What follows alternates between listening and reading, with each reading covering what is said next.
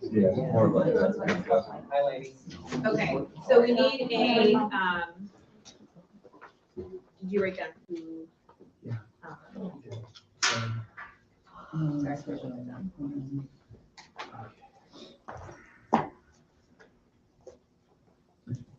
Motion was made by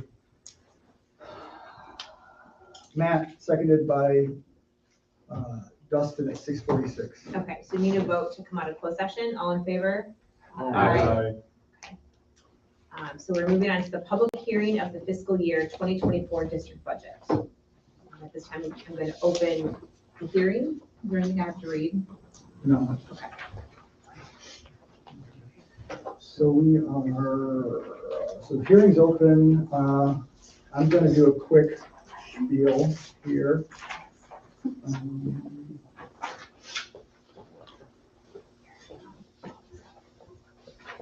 I know. There we go. All right, so at everybody's table is a breakdown of the last 2 years. The left fiscal year 23 is the September projection and last year, and then it's projection for this year. So, come on, kidding me? Can I see if you have a copy? Yeah, let me True with this. Yes. So what we're looking at for this year, so this, the one without the red is the revenue. Okay.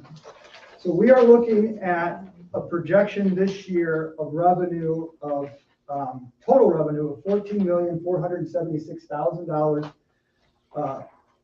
which is 5% over last year, where we projected $13,794,000, which is good. The problem, however, is if you look at the backside, we're looking at fiscal year 23 of projected expenditures of $14,400,000 versus this year we're looking at $15 million. If you look at the Ed Fund, which is by far our biggest fund, we were able to reduce expenditures quite a bit through various forms. But that other governmental, for those of you that are in attendance and watching at home, those would be payments to Buck County. Those would be alternative placements for some of our special ed kids.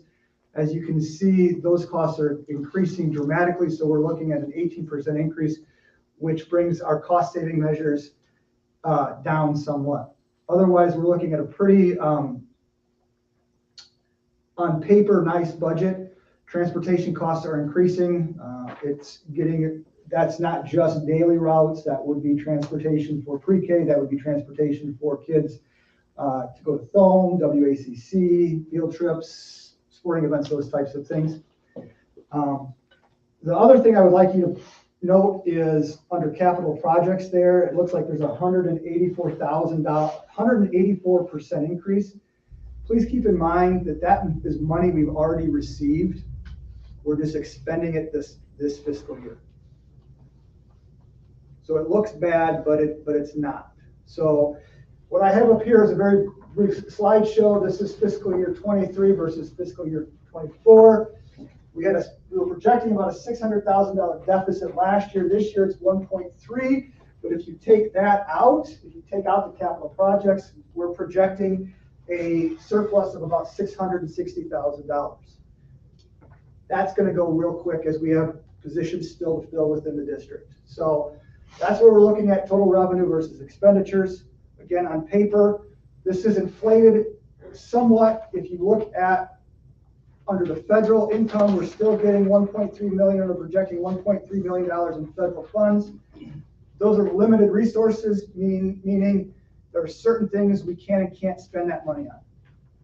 It's not like the federal government's giving us $1 million saying, go do whatever you want.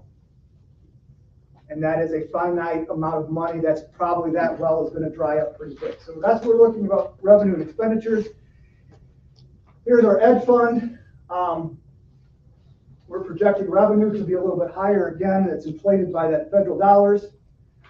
Operations and maintenance, we've discussed this at length as a board and as a community. We have older buildings. They're costly to run.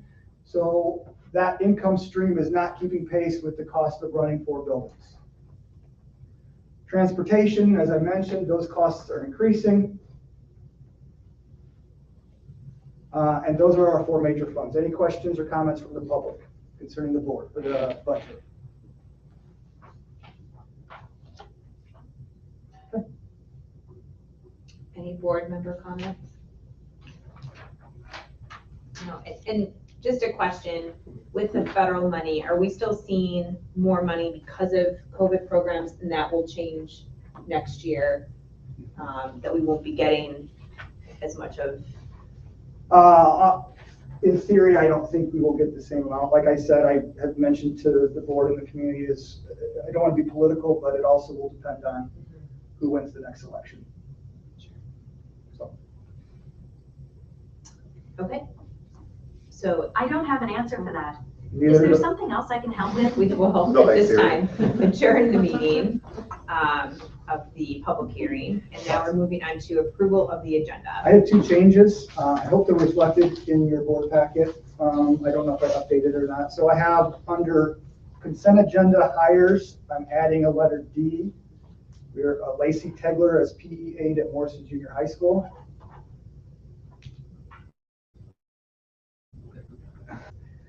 And we are tabling item H One sec. and I. We will not be voting on administrative contracts. Still on it. I hate technology. Okay. So we would, Sorry. I'm having trouble with the connection. Please try again in a moment. Where's William at?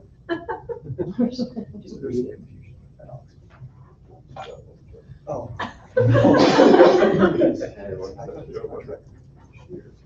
Never mind. Okay. So we are tabling H and I and J. So, Okay. yes. All right. So Need a motion to approve. I need a motion to approve the agenda. So moved. Second. Okay. All in favor? Aye. Okay. Moving on to approval of previous minutes. So, Motion is that the Board of Education approves the minutes of the August 16th, 2023 meeting as presented. is there a motion? So moved.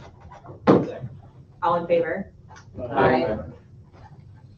Moving on to consent agenda. We have district bills as of September 18th, 2023, building activity reports, non-certified personnel recommendations. We have resignations. We have Jenny Anderson, who's the PE aide at Morrison Junior High. And then hires, we have Dustin Damhoff, volunteer 6th grade boys basketball coach, Ashley Keel, volunteer swim coach at Morrison High School, Anna Lindstrom, volunteer ponds coach at Morrison High School, Lacey and Tegler. Lacey Tegler. I'm sorry, what, that was PE8 at Morrison Junior. Okay. PE8 at Morrison Junior High. Any motion? So moved. Second. Roll call? Pielson, Yes. Brombo, Yes. Wilkins, Yes. Seymour, Abstain. Singleton, Yes.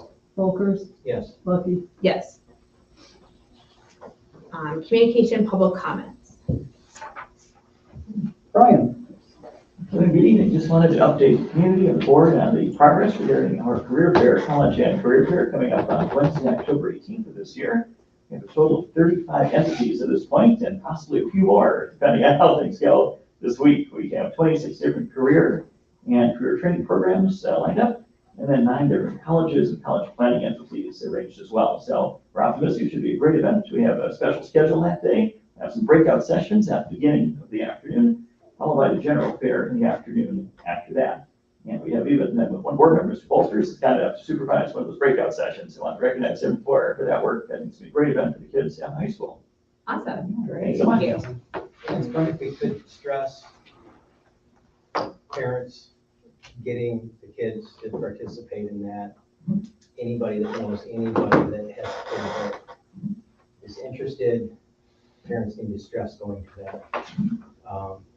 Excellent work by Brian and his team, and they need to take full advantage of that because there's some really, really good companies with some really good jobs that are going to be at that career fair. So That's great. if they can do that, because there's jobs there that weren't available when I was that age. Right. And they are now. So to take advantage of that would be huge. So thank you, Brian. Thank you. That's it. Okay. Moving along to good news from around the district. You have your reports there. Is there anybody that wanted to add anything to their report? Do you want to share? That's Mr. Mills, in case anyone's not met Mr. Mills. You want to stand up, David? Oh, thank you, right? Nice to meet you guys officially. Some familiar faces. Doing a fantastic job so far, so we're happy to have him. So, Okay, moving along to our reports. Finance and facility, some updates. In our meeting, we discussed the non-certified contract. We discussed we are at a pause right now with the HVAC project at the junior high and north side, waiting for parts to come in. There's a discrepancy between Loescher and their providers. They seem to be dropping things off that we're not prepared to get because they're supposed to be sending everything to Chicago, and then they'll bring everything out here in one fell swoop. Columbus Day is the big day. That is when they'll have the crane in town to set the new AC on the roof of the junior high. We're still looking at November-ish for completion of that project. I discussed with the finance facility committee, is my understanding, but I want to make sure, is that we are rejecting the bid of $985,000 for the work done at the track. Yes. As a board, we can decide where we want to go with that, if we want to resubmit or look at different options. From the finance side, we talked about, again, the non-certified personnel contract that we'll be approving later tonight, as well as some costs for some programs and what the long-term viability of some of these things are going to be. We're going to have to start being creative on how we're going to fund some of these things. So does that about summarize our meeting? Yep. Enrollment report. For August enrollment, we are at 986 kids. We are about 9 less than we were last year, but we have several kids starting next week, I'm told, at Northside. So looking at trends, 950 to 1,000 is probably where we're going to be for the foreseeable future. But as we discussed as a board, how long that lasts is to be determined. So. Old business, coaches code of conduct. We discussed this last month, the coach's code of conduct. So the motion is the Board of Education approves the coach's code of conduct as presented. Is there a motion? So moved. Okay, You just do a roll call. okay. Is there any discussion? No? Okay, roll call? You roll call or No, just, just- okay. just- All in favor? Aye. Any opposed? Okay. Moving along to the budget. So the motion is the Board of Education approves the fiscal year 24 budget as presented. I need a motion. So moved. Second. We have discussion. Okay, roll call? Wilkins, Yes. Danhoff, Yes. Singleton, Yes. Folkerts, Yes. Pielson, Yes. Tromble, Yes. Lucky. Yes. Moving along to new business, we have the Morrison District Search and Seizure Procedures.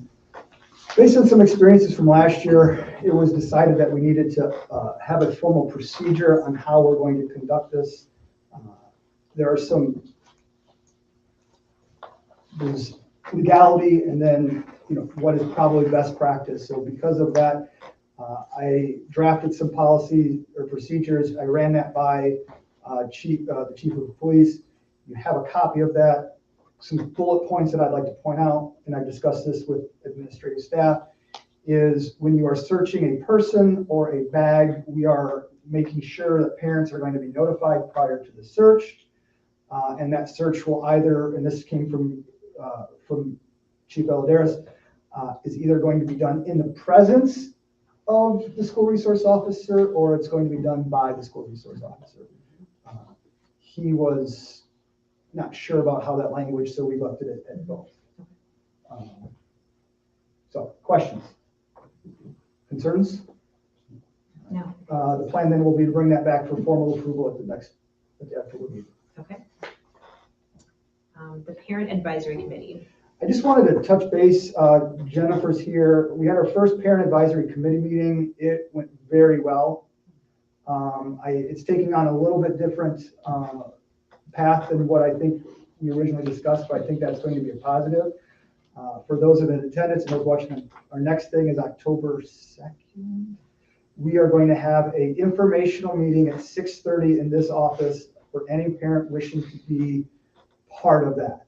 It is going to be an open committee where all parents are invited to participate on a monthly basis, and there will be an executive committee that I will be part of that will then will coordinate between the board, the executive committee, and then the committee as a whole. So, can I add anything? Okay. Okay, sounds good. I'm glad that's in place. I think that'll be really useful. Moving to the speech and language service contract. So the motion is that the Board of Education approves the contract with Katie Rodriguez to provide speech language services for pre-K screenings as presented. Is there a motion? So moved. Second. Okay. Any discussion? So as part of our pre-K screenings, we do need to have a speech language pathologist there, and Katie was kind enough to agree to do that. So we didn't have to do teletherapy for that. So that's what we're approving that, and so we can get her paid. Roll call? Danhoff, Yes.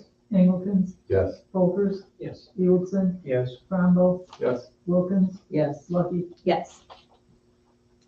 Junior homeroom incentive. So the motion is that the Board of Education approves the junior homeroom incentive at Morrison High School as presented. Is there a motion? So moved. I'll second. David, do you want to explain what this is? Yeah, so we were looking at ways to motivate some of our high school students, some of our struggling high school students, as well as some of our achieving high school students. Our seniors right now leave at the end of the day when homeroom starts. It's the last 26 minutes of the day. I've used this in the past at my previous high school. Juniors could earn that incentive and be able to leave. So I kind of met with a handful of teachers, came up with the general idea, and then met with the school improvement team last week, and we ironed out all the details, which I hope you guys were able to take a look at. Came up with some very specific requirements. Juniors that earn that incentive, and we would begin at second quarter, so it'd be October 16th moving forward. And that would be quarterly. Students couldn't have any Ds or Fs, so they could lose or get that eligibility back to leave if they were able to stay off the eligibility report. We'd run it at the same time as we run our IHSA athletic eligibility on Mondays. Juniors who leave have to, like seniors, have to leave the building. They don't just get to kind of wander. That could be an issue. So those kids, if they have the incentive to leave the building. If students are leaving without permission, I would handle it like I do with any students that leave homeroom. There's discipline consequence. They would also lose out on that incentive for a quarter.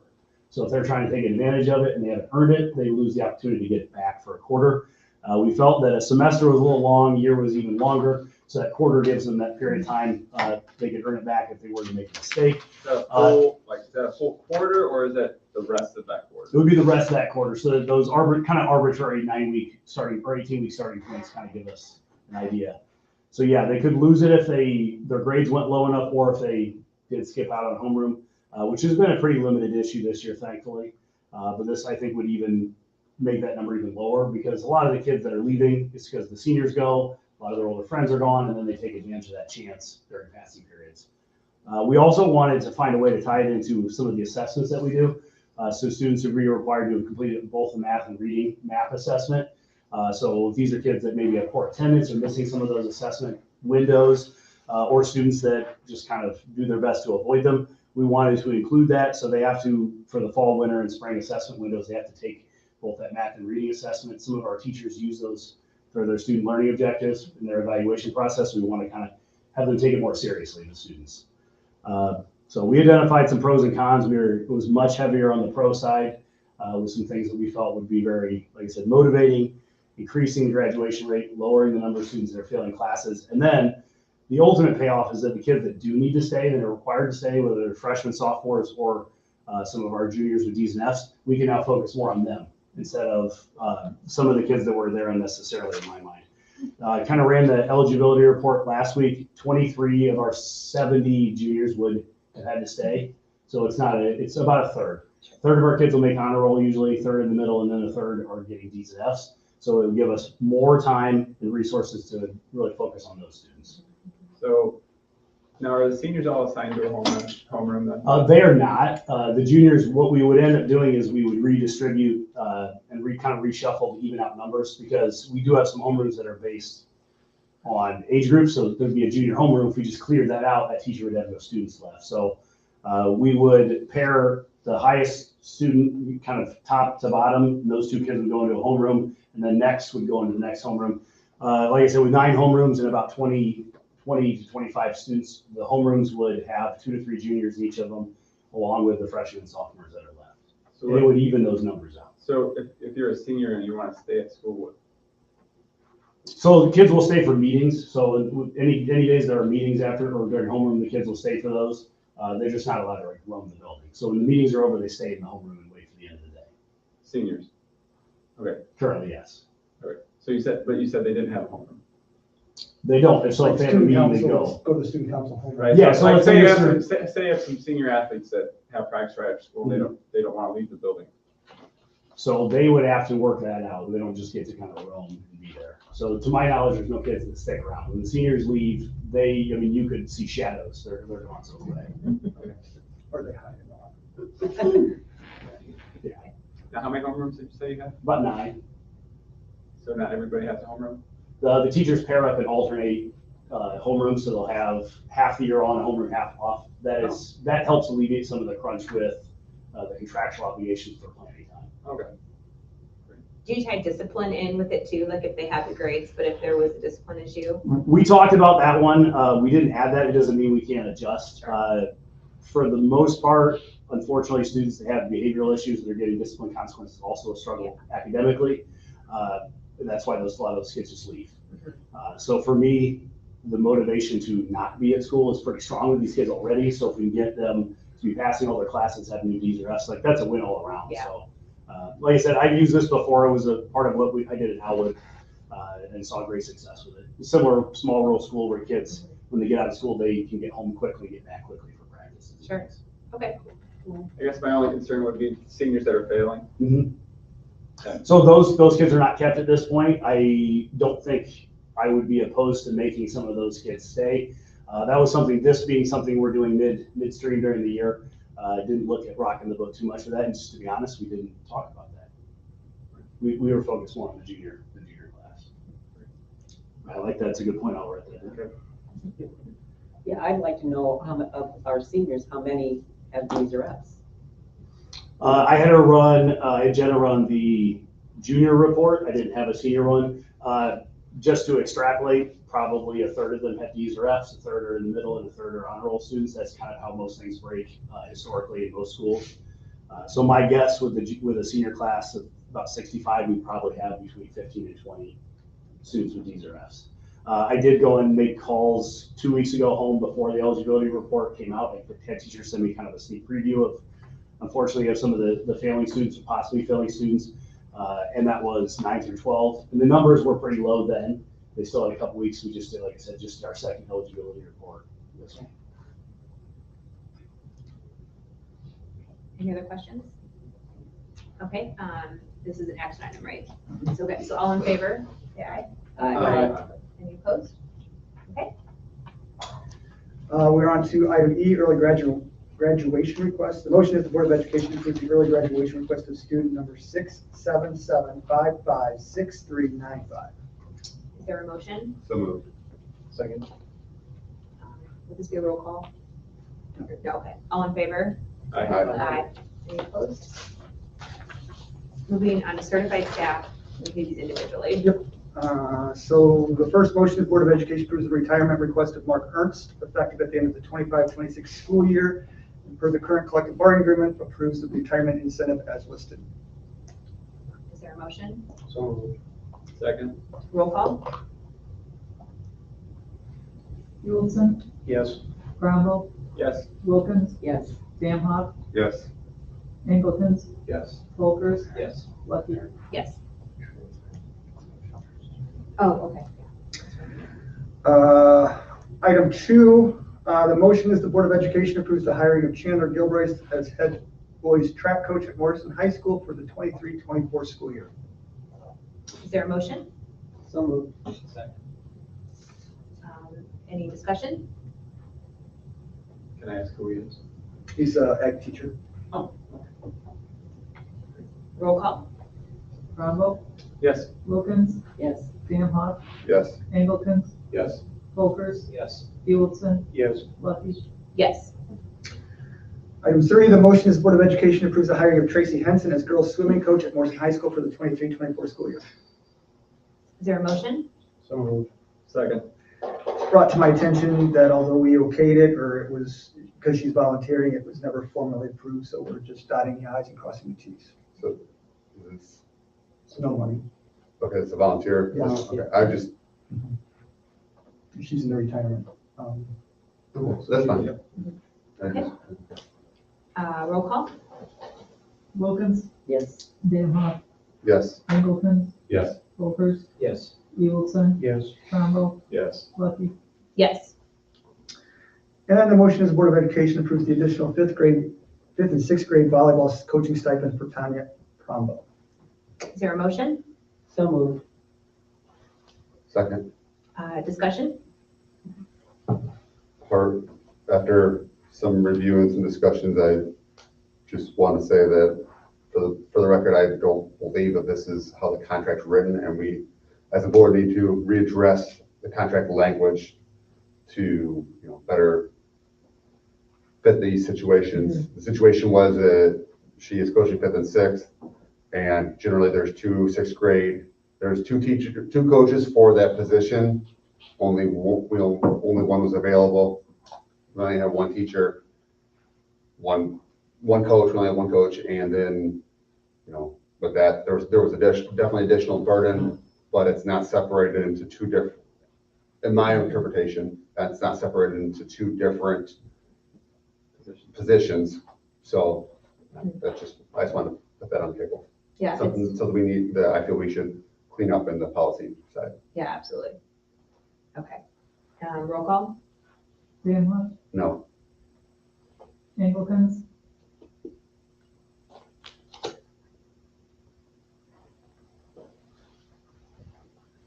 Angleton. I think he's thinking. Oh, okay.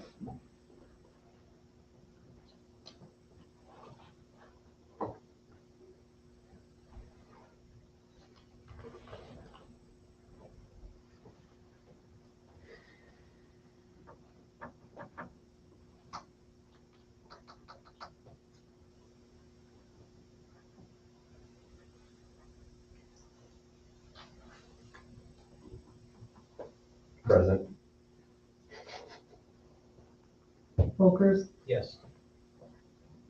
Pielson, This was a mistake and we're gonna do it right. Yes. Cromwell, Abstain. Wilkins, Yes.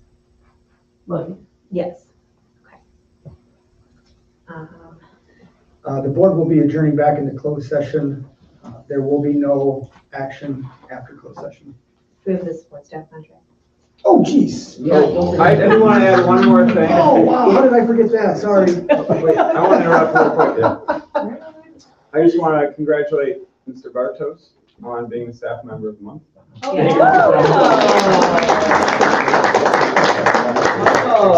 Okay, thank you. That's wonderful. All right, before I forget again, let's do the, So- the motion is the Board of Education approves the contract with the Morrison Support Staff Association as presented, and I am so sorry that I. There's a lot of writing, so it's Yes, not, so- yeah. Okay. Do I have a motion? So moved. Second. Okay, roll call, or discussion, sorry, first. Thank you to everyone that participated. Yeah. Yeah, for sure. It's good negotiations. Everything went very well. Okay, roll call? Singleton, Yes.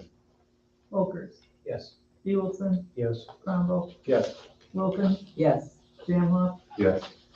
Lucky. Yes. Anybody have anything else for the good group before we go back into closed session? One last thing, September 30th, Morrison Schools Foundation is hosting a Decades Rewind Adult Homecoming to raise money for the schools. So please consider attending, support the Morrison Schools Foundation and support the school district. Do we need to make the motion now for the closed session? No. Okay. I've let everyone clear out. And then-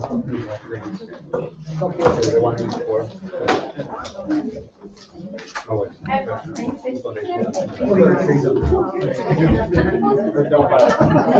You got one more year. Did you check my time? He goes out to the nurse place and they're like, have you heard of it? No. And then I just noticed. There's ketchup in my eyeball. I'm like, what?